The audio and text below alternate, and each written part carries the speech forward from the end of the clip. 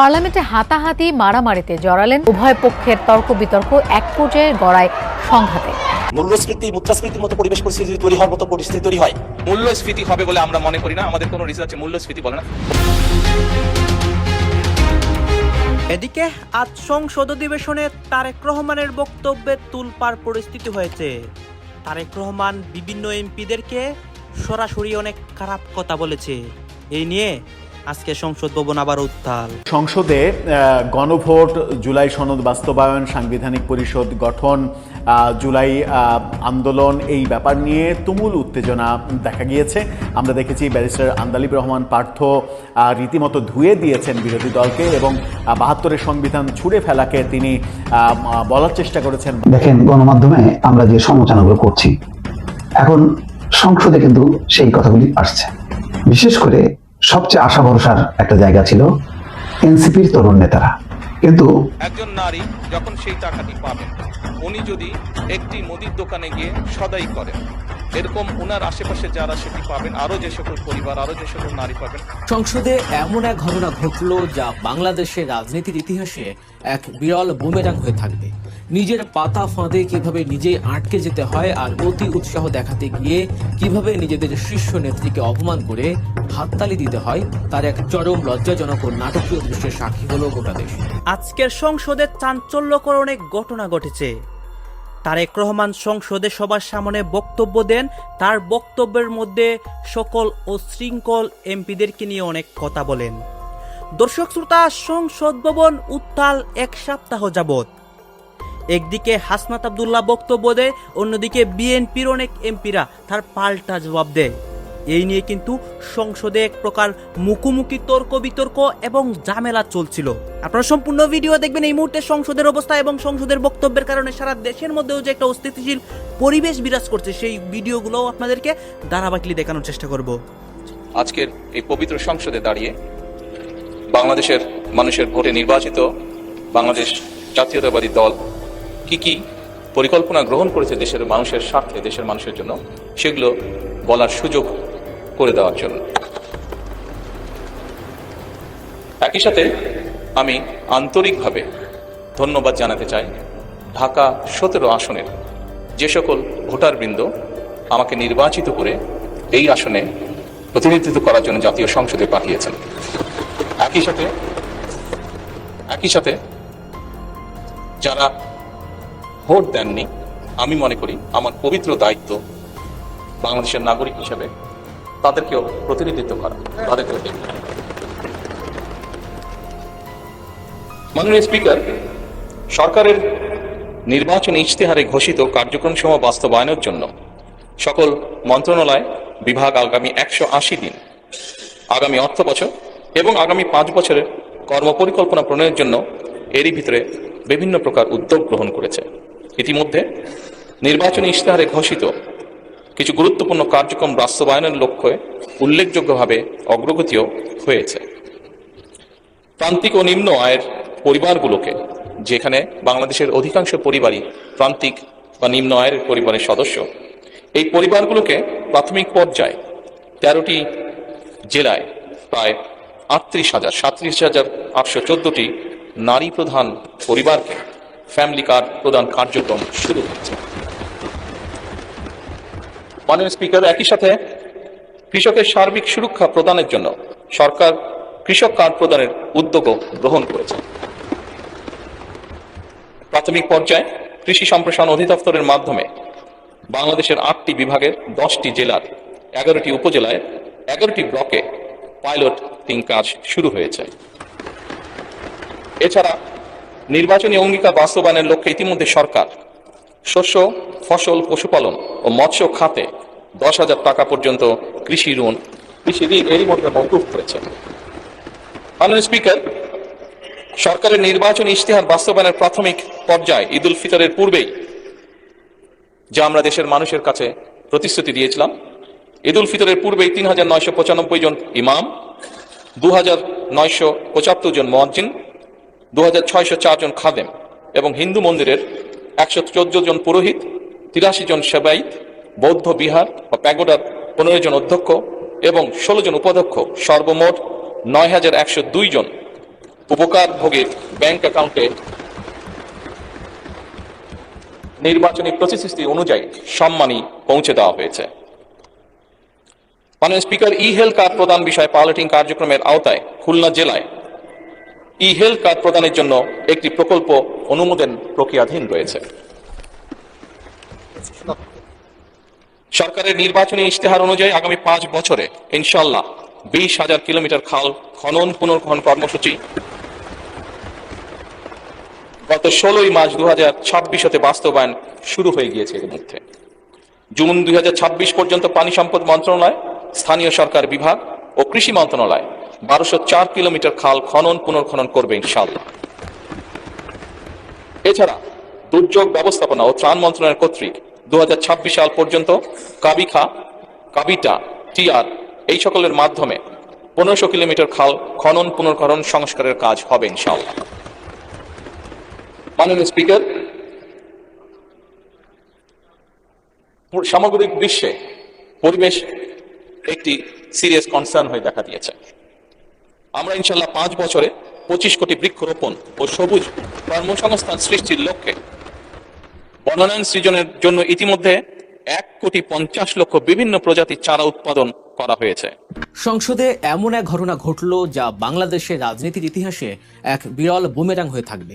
নিজের পাতা ফাঁদে কিভাবে নিজেই আটকে যেতে হয় আর অতি উৎসাহ দেখাতে গিয়ে কিভাবে নিজেদের শীর্ষ নেত্রীকে অপমান করে হাততালি দিতে হয় তার এক চরম লজ্জাজনক ও নাটকীয় দৃশ্যের সাক্ষী হলো গোটা দেশ। একটি মাত্র প্রশ্ন, একটি মাত্র আক্রমণাত্মক মন্তব্য কিভাবে পুরো সরকারি দলকে ব্যাকফুটে ঠেলে দিল আর কিভাবে বিরোধী দলের তরুণ ও পোড় খাওয়া নেতারা মিলে পুরো সংসদকে স্তব্ধ করে দিলেন তা নিয়ে আজ রাজনৈতিক অঙ্গনে চলছে তুমুল জল্পনা কল্পনা। আজ আমরা বিশ্লেষণ করব সংসদের সেই উত্তপ্ত কয়েক ঘন্টার প্রতিটি মুহূর্ত। ঘটনা শুরুটা হয়েছিল সরকারি দলের বেঞ্চ থেকে। ট্রেজারি বেঞ্চের তুখোর বাগনি এবং সংসদ সদস্য আন্দালিব রহমান পার্থ এদিন বিরোধী দল অর্থাৎ জামায়াত জোটের দিকে তাক করে এমন একটি তীর ছুঁড়েছিলেন যা তিনি ভেবেছিলেন বিরোধীদের একেবারে কুপকাত করে দেবে। অত্যন্ত কড়া, আবেগ ঘন এবং আক্রমণাত্মক ভাষায় পার্থ প্রশ্ন ছুড়ে দেন, যারা 72-এর সংবিধান ছুঁড়ে ফেলে দিতে চায় তাদের কি 71-এর পরাজয়ের গ্লানির কথা মনে পড়ে না? তিনি অত্যন্ত জোরালো ভাষায় দাবি করেন এই 72-এর সংবিধান যারা পরিবর্তন করতে চায় তারা মূলত স্বাধীনতা বিরোধী শক্তিরই প্রতিচ্ছবি। আন্দালিব রহমান পার্থর এই বক্তব্যটি ছিল অত্যন্ত চটকদার। তিনি এমনভাবে কথাগুলো উপস্থাপন করেছিলেন যে মুহূর্তের মধ্যে সংসদে এক অন্যরকম আবহের সৃষ্টি হয়। প্রধানমন্ত্রী তারেক রহমান সহ ট্রেজারি বেঞ্চের প্রায় সকল সংসদ সদস্য একযোগে টেবিল চাপড়ে তার এই বক্তব্যকে স্বাগত জানান। সরকারি দলের ভেতরে তখন এক উৎসবের আমেজ। সামাজিক যোগাযোগ মাধ্যমেও সরকারি দলের অ্যাক্টিভিস্টরা পার্থর প্রশংসায় রীতিমতো পঞ্চমুখ হয়ে ওঠেন। মনে হচ্ছিল পার্থ হয়তো আজকের দিনের সবচেয়ে বড় রাজনৈতিক বিজয়টি অর্জন করে ফেলেছে। কিন্তু রাজনীতির এই উল্লাস খুব বেশিক্ষণ স্থায়ী হতে পারেনি, কারণ ঠিক এর পরপরই ঘটে যায় সেই ঐতিহাসিক বুমেরাং। পার্থর বক্তব্যের জবাব দিতে সংসদে উঠে দাঁড়ান তরুণ প্রজন্মের তুখোর সংসদ সদস্য হাসনাত আবদুল্লাহ। আর তিনি যা বললেন তার জন্য সরকারি দল বিন্দুমাত্র প্রস্তুত ছিল না। হাসনাত আবদুল্লাহ স্পিকারের দৃষ্টি আকর্ষণ করে অত্যন্ত সুকৌশলে পুরো সংসদকে স্তব্ধ করে দেন। তিনি সরাসরি স্মরণ করিয়ে দেন যে 72-এর এই সংবিধান ছুঁড়ে ফেলে দেওয়ার যে ঐতিহাসিক ঘোষণার কথা বলে আন্দালিব রহমান পার্থ বিরোধীদের আক্রমণ করছেন, সেই ঘোষণাটি একসময় স্বয়ং সাবেক প্রধানমন্ত্রী এবং বিএনপির চেয়ারপারসন বেগম খালেদা জিয়াই দিয়েছিলেন। হাসনাত আবদুল্লাহ প্রকাশ্যেই বলেন, ক্ষমতায় এলে এই বাকশালী সংবিধান তিনি ছুঁড়ে ফেলে দেবেন, এই কথা বেগম খালেদা জিয়াই বলেছিলেন। তরুণ এই সংসদ সদস্য এখানেই থামেননি। অত্যন্ত ক্ষোভের সাথে তিনি সরকারি দলের দিকে আঙুল তুলে বলেন, বিরোধী দলকে রাজনৈতিকভাবে খোঁচাতে গিয়ে আন্দালিব রহমান পার্থ প্রকারান্তরে স্বয়ং বেগম খালেদা জিয়াকেই চরমভাবে অপমান করেছেন। আর সবচেয়ে বড় লজ্জার বিষয় হলো সরকারি দলের এমপিরা টেবিল চাপড়ে নিজেদের নেত্রীর সেই অপমানকেই সমর্থন জুগিয়েছেন। হাসনাত আবদুল্লাহর এই মোক্ষম এবং ঐতিহাসিক সত্য তুলে ধরার সাথে সাথেই প্রধানমন্ত্রী তারেক রহমান সহ সরকারি দলের সামনের সারির নেতাদের মুখ চরম অস্বস্তিতে লাল হয়ে যায়। যে এমপিরা কিছুক্ষণ আগেও টেবিল চাপড়া ছিলেন তারা বুঝতে পারেন যে আবেগ আর অতিভক্তির বশবর্তী হয়ে তারা কত বড় এক রাজনৈতিক ভুল করে ফেলেছেন। দর্শক, রাজনীতির এমন সব চমকপ্রদ বিশ্লেষণ এবং পেছনের গল্প সবার আগে পেতে গল্প নিউজ চ্যানেলটি এখনই সাবস্ক্রাইব করুন। আপনাদের সমর্থনই আমাদের নির্ভীক সাংবাদিকতার মূল প্রেরণা। সংসদের এই চরম উত্তেজনার মধ্যে সংবিধান ইস্যুতে সরকারি দলকে রীতিমতো একটি আইনি এবং রাজনৈতিক ক্লাস নেন জামায়াত ইসলামী সংসদ সদস্য এবং সুপ্রিম কোর্টের প্রখ্যাত আইনজীবী ব্যারিস্টার নাজিবুর রহমান মোমেন। রাজনৈতিক বিশ্লেষকদের মতে 71-এর মহান মুক্তিযুদ্ধের মূল স্পিরিটের সাথে প্রথম বেইমানি করেছিল খোদ এই 72-এর সংবিধানই। কারণ ইতিহাস সাক্ষী এই সংবিধানের আইনি মারপ্যাঁচ এবং দোহাই দিয়েই পতিত স্বৈরাচার শেখ হাসিনা বছরের পর বছর ধরে দেশে গুম খুন, বিনা ভোটে নির্বাচন, রাতের ভোট এবং ডামি ভোটের মতো ভয়ঙ্কর সব অগণতান্ত্রিক কর্মকাণ্ড জায়েজ করেছিলেন। আর আজ সেই একই সংবিধান নিয়ে সংসদে যারা অতিভক্তি দেখাচ্ছেন তাদের যুক্তি মারপ্যাঁচে ঘায়েল করেন ব্যারিস্টার মোমেন। তিনি অত্যন্ত ক্ষুরোধা যুক্তিতে বলেন, যে কোনো দেশের সংবিধানের আসল বাপ বা মালিক হলো সেই দেশের সাধারণ জনগণ। সংবিধান কোনো ঐশী বা পবিত্র ধর্মগ্রন্থ নয় যে যুগের পর যুগ তা কোনোভাবেই পরিবর্তন করা যাবে না। দেশের মালিক হিসেবে জনগণ যখন চাইবে তখনই তাদের প্রয়োজনে এই সংবিধান পরিবর্তন বা সংস্কার হতে পারে। তিনি মনে করিয়ে দেন, সদ্য সমাপ্ত নির্বাচনে দেশের প্রায় 70% মানুষ এই গণভোট বা সংস্কারের পক্ষে তাদের ঐতিহাসিক রায় দিয়েছেন। ব্যারিস্টার মোমেনের এই অকাট্য আইনি যুক্তির পর সংসদে সরকারি দলের এমপিদের আর কোনো আইনি ব্যাখ্যা দেওয়ার সুযোগই ছিল না। এই বিতর্কে বিরোধী দলের আসনে বসে একটি রাজনৈতিক দলের ঠিক যে ধরনের আগ্রাসী এবং লজিক্যাল পারফরমেন্স দেখানো দরকার, জামায়াত ঠিক সেই পুরনো এবং লড়াকু ফর্মেই যেন আবার ফিরে এসেছে।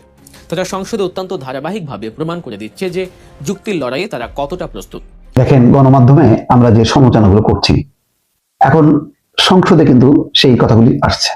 বিশেষ করে সবচেয়ে আশা ভরসার একটা জায়গা ছিল এনসিপির তরুণ নেতারা, কিন্তু তারা জামাতের সাথে জোট করার মধ্য দিয়ে তাদের নিজস্ব যে অবস্থানটা, পৃথক অবস্থান, সেই অবস্থানটা বিলুপ্ত ঘটেছে। আজকে জাতীয় সংসদে আন্দালিব পার্থ বলেছেন, জেনজিকে প্রতিনিধিত্ব করেন, জামাত জেনারেশন হয়ে যাবেন না, অর্থাৎ জামাত প্রজন্ম হেন না, জেনজিকে প্রতিনিধিত্ব করেন। আসলে এই এনসিপির নেতারা কাদেরকে তারা প্রতিনিধিত্ব করে? এত বড় একটা গণঅভ্যুত্থানের পর 6টা না 7টা ইউনিভার্সিটি ইলেকশন হলো, একটা সংসদেও তারা জয়ী হয়নি। যদি তারা জেনজিকে প্রতিনিধিত্ব করতো তাহলে তো দলে দলে ওই ছাত্ররা ভোট দিত এই এনসিপির ছাত্র সংগঠনকে। দেয়নি, দিয়েছে শিবিরকে। তো শিবির কারা? শিবির হচ্ছে জামাতের প্রতিনিধি। এখন দেখা যাচ্ছে যে জাতীয় নির্বাচনে জোট বেঁধে শিবিরের পাশাপাশি এনসিপিও আরেকটা অংশ হয়ে গেল জামাতের। সেই কারণে আন্দালিব পার্থ বলছেন যে জেনজিকে প্রতিনিধিত্ব করার চেষ্টা করেন, মানে তারা তো এখন প্রতিনিধিত্ব না, তারা জামাতের প্রতিনিধি হইতে পারে। জেনজির প্রতিনিধিত্ব হয় কি করে? জেনজির প্রতিনিধিত্ব যে তারা করে, তার তো কোনো প্রমাণ নেই। যদি অ্যাটলিস্ট ছাত্র সংসদ নির্বাচনগুলোতে যদি তারা বিপুল ভাবে জয়ী হতো, তাহলে বোঝা যেত যে ওই অভ্যুত্থানের পরবর্তীতে, চিন্তা করেন তো, 5ই আগস্ট যে অভ্যুত্থান হলো তার 1 মাস বা 2 মাসের মধ্যে যদি নির্বাচনটা হইতো, তাহলে তো সমস্ত ছাত্র সংসদে এই এনসিপির হাসনাত, নাহিদ, সার্জিস, আসিফ তাদের নেতৃত্বেই ছাত্ররা ভোট দিত এবং সেই ফলাফলটা আমরা দেখতে পারতাম। কিন্তু অল্প সময়ের মধ্যে যেই ক্ষমতার স্বাদ পেল, তারা আস্তে আস্তে কিন্তু ডুবতে প্রায় যখন অস্তিত্ব বিপন্ন, তখন তারা চট করে চলে গেল জামাতের কোণে। এবং এখন তারা জামাতকে প্রতিনিধিত্ব করে নাকি তরুণদের প্রতিনিধিত্ব করে, বিতর্ক সেখানে। সেই জিনিসটাই আন্দালিব পার্থ বলেছেন। যেহেতু আন্দালিব রহমান পার্থ সাহেব এখানে নেই, এই জন্য আমি ব্যাপারে কোনো কথা বলবো না। উনি ফায়ার করেছেন, কিন্তু কিছু ফায়ার ওনার ব্যাক ফায়ার হয়ে গেছে। এখন আমি বিরোধী দলের নেতা তার বক্তব্য রাখার জন্য অনুরোধ করছি।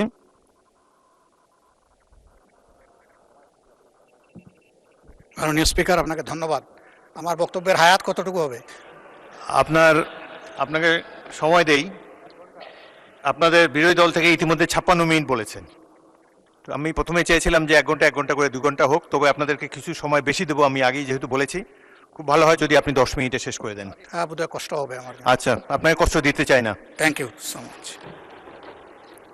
মাননীয় স্পিকার, আমি পুরা সময়টা জুড়ে সমস্ত মাননীয় সংসদ সদস্য যারা বক্তব্য রেখেছেন তাদেরকে সম্মানের সাথে অনুধাবন করার চেষ্টা করেছি। দেশ এবং জাতির জন্য সংবিধান এবং এই সংসদ, আমরা কে ট্রেজারি বেঞ্চে আর কে অপোজিশন বেঞ্চে, এগুলো কোনো পার্মানেন্ট জিনিস না। এই স্বাধীন বাংলাদেশেই কিছু দল তারা ওখানে বসতেন, আজকে তারা কোথাও নেই। আবার এখানে যারা বসতেন, মাঝে মধ্যে ওখানেও বসতেন, আজকে তারা এখানে বসা আছে। এটাই গণতন্ত্রের সৌন্দর্য। আমরা দলের অভিপ্রায় নয়, জনগণের অভিপ্রায়টাকেই আমরা সম্মান দিয়ে এখানে এসেছি এবং এই প্রস্তাবটা উত্থাপন করেছি। অতি গুরুত্বপূর্ণ বক্তব্য রেখেছেন মাননীয় স্বরাষ্ট্রমন্ত্রী। যেহেতু আন্দালির রহমান পার্থ সাহেব এখানে নেই, এই জন্য আমি এই ব্যাপারে কোনো কথা বলবো না। উনি ফায়ার করেছেন, কিন্তু কিছু কিছু ফায়ার ওনার ব্যাক ফায়ার হয়ে গেছে। দর্শক, আপনারা তো দেখলেন এখানে কি কথা হচ্ছে। অনেকেই কিন্তু অনেক কথা বলতেছে, অনেকে আলোচনা করতেছে, অনেকে সমালোচনা করতেছে দেশের বিভিন্ন অবস্থা এবং পরিস্থিতি নিয়ে। বিশেষ করে এখানে আমরা দেখতে পাচ্ছি দেশের রাজনীতির প্রেক্ষাপট নিয়ে কথা হয় এবং আরও অনেক বিষয় নিয়ে সবাই সবার মন্তব্য প্রকাশ করে। গাইজ, এই বিষয়গুলো দেখে এবং দেশের রাজনীতির প্রেক্ষাপটগুলো নিয়ে আপনার মন্তব্য কি? আপনার গুরুত্বপূর্ণ মন্তব্যটা অবশ্যই আপনারা আমাদের কমেন্ট বক্সে লিখে যাবেন। সর্বশেষ আপনাদের কাছে আমাদের একটা রিকোয়েস্ট থাকবে, আপনারা আমাদের চ্যানেলের নতুন দর্শক হয়ে থাকলে চ্যানেলটি সাবস্ক্রাইব করবেন এবং পাশে থাকা বেল বাটনটি বাজাবেন, যাতে করে নেক্সট ভিডিওটা সবার আগে আপনাদের কাছে পৌঁছে যায়। ধন্যবাদ।